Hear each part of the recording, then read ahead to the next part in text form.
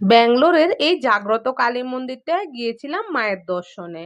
ব্যাঙ্গালোরে এত পাওয়ারফুল এবং এত সুন্দর কালী মন্দির আছে আগে কিন্তু আমার জানা ছিল না।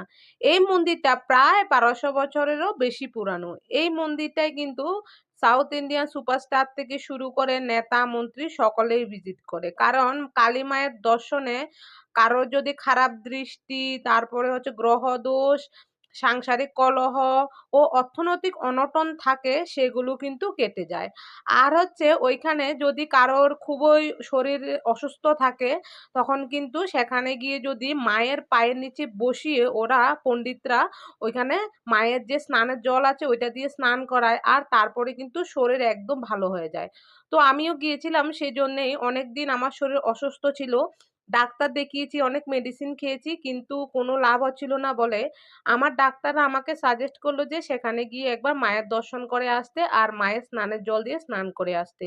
তো আমি সেদিন চলে গেলাম সেখানে। সকালে ঘুম থেকে উঠে একেবারে 4:30টার সময় যেতে হয়, কারণ অনেক ভিড় থাকে।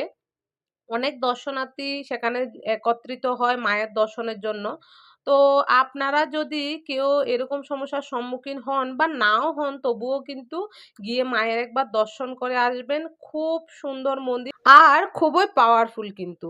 তো আপনারা ব্যাঙ্গালোরের কে কোথায় থেকে ভিডিওটা দেখছেন এবং আমার এই ভিডিওটা আপনাদের কাছে কেমন লাগলো? আপনারা কারা, কারা আমার মতো এরকম ব্যাঙ্গালোরে থেকে বিভিন্ন জায়গায় ঘুরে বেড়ান অবশ্যই কিন্তু আমাকে কমেন্টে জানাতে ভুলবেন না। দেখা হচ্ছে নতুন কোনো ভিডিওতে। সুস্থ থাকবেন, ভালো থাকবেন। টাটা।